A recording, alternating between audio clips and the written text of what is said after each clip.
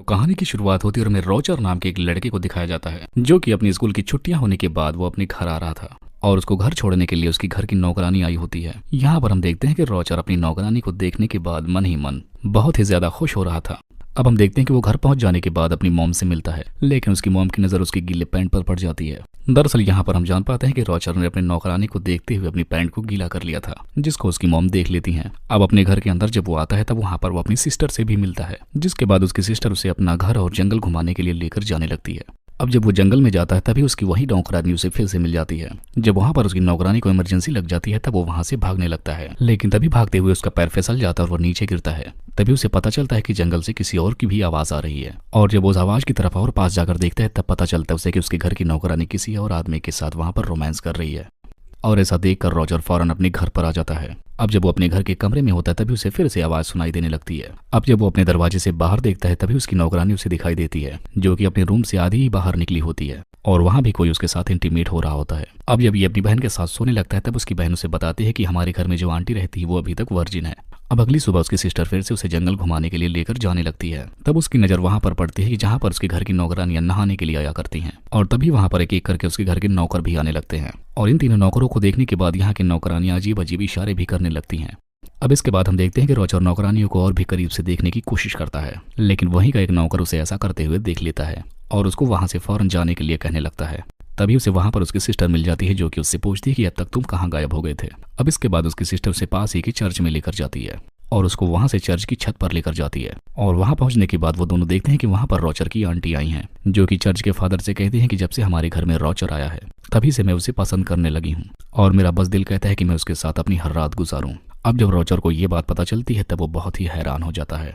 अब वो उसकी आंटी को बहुत ही करीब से देखने की कोशिश करता है ताकि वो उसे अच्छे से देख सके। तभी वहीं पर वो चर्च के फादर के पास गिरकर उल्टा लटक जाता है।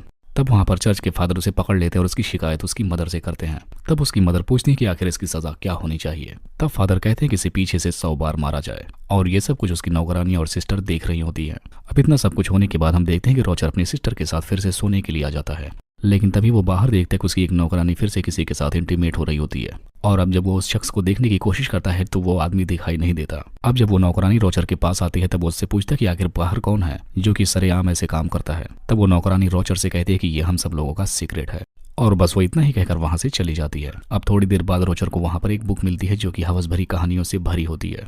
तब रॉजर उस कहानी को छिपकर पढ़ रहा होता है, तभी वहां पर उसकी एक नौकरानी भी आ जाती है जो कि मुर्गियों को दाना डालने के लिए आई होती है। लेकिन उसी वक्त वहां पर एक नौकर आकर उसे अंदर से लॉक कर देता है और उस नौकरानी के पीछे से जाकर उसके साथ इंटीमेट होने लगता है।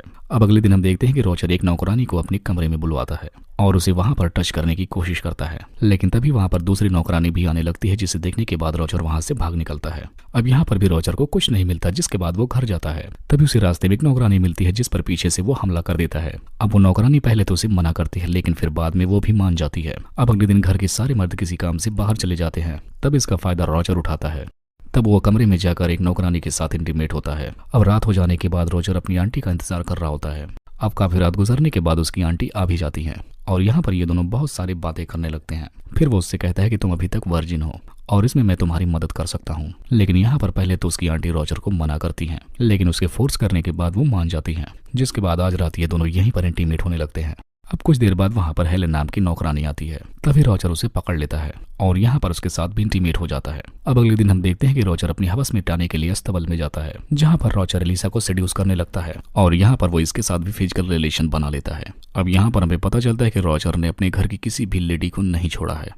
अब इसके बाद काफी वक्त गुजरने के बाद हम देखते हैं कि रॉजर इस हद तक गुजर जाता है कि वो अपने कमरे में एक साथ बहुत सारी लड़कियों को बुलवाकर उनके साथ इंटीमेट हुआ करता है। अब कुछ टाइम बाद हम देखते हैं कि एलिसा रॉजर से कहती है कि अब वो प्रेग्नेंट है, और ऐसा सुनकर रॉजर की फट जाती है। अब अगले दिन रॉजर के कमरे में एक नौकरानी फिर से आती है और उससे वो भी कहती है कि वो भी प्रेग्नेंट है, और तब तक उसकी आंटी भी आकर उससे कहती है कि वो भी प्रेग्नेंट है।